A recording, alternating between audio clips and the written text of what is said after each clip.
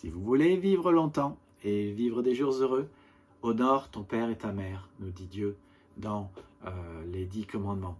Voici une 5e raison pour remercier votre maman, remercier votre épouse, c'est que elles nous ont aimés et elles aiment leurs enfants inconditionnellement.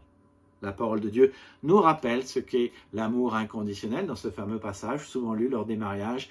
L'amour est patient, il rend service, il n'est pas jaloux, il ne se vante pas, il ne se gonfle pas d'orgueil, il ne fait rien de honteux, il ne cherche pas son intérêt, il ne se met pas en colère, il ne se souvient pas du mal, il ne se réjouit pas de l'injustice, il se réjouit de la vérité, l'amour expulse tout, il croit tout, il espère tout, il supporte tout. 1 Corinthiens 13, 4 à 7. Nous voyons là certainement un ou plusieurs traits de caractère de notre maman. Quand vous donnez ce qu'il faut à ceux qui vous ont donné la vie en termes de nourriture, de réponse à leurs besoins, d'éducation, pour qu'ils aient tout ce qu'il faut pour bien vivre, lorsque vous avez toujours été là pour votre enfant, que vous le consolez, quel que soit son état, sa responsabilité, sa culpabilité, cela a un nom, l'amour inconditionnel. Et pour cela, chère maman, vous avez le droit qu'on vous remercie. Un grand merci de notre part. Merci pour l'amour inconditionnel que vous avez eu pour nos enfants. Merci à nos mamans, si elles sont toujours en vie, qui ont eu cet amour inconditionnel pour nous lorsque nous étions jeunes. Merci à Dieu pour notre maman qui nous a aimés de cet amour inconditionnel quand nous en avions besoin.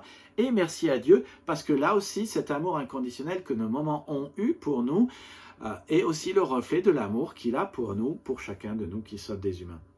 Nos mamans nous ont aimés inconditionnellement, du mieux qu'elles ont pu, mais Dieu, lui, nous aime inconditionnellement et parfaitement, sans jamais s'arrêter, parce que ça fait partie de sa capacité. D'ailleurs, il résume cela dans Ésaïe 54, 10, il dit « Même si les collines venaient à s'ébranler, même si les montagnes venaient à changer de place, l'amour que j'ai pour toi ne changera pas, et l'engagement que j'ai pris d'assurer ton bonheur restera inébranlable. » Cette offre, dit Dieu, est pour toi, et tu ne trouveras jamais une meilleure offre. L'amour que Dieu a pour toi est bien supérieur à l'amour que ta maman avait pour toi. Dieu a créé ta maman, Dieu est supérieur à ta maman.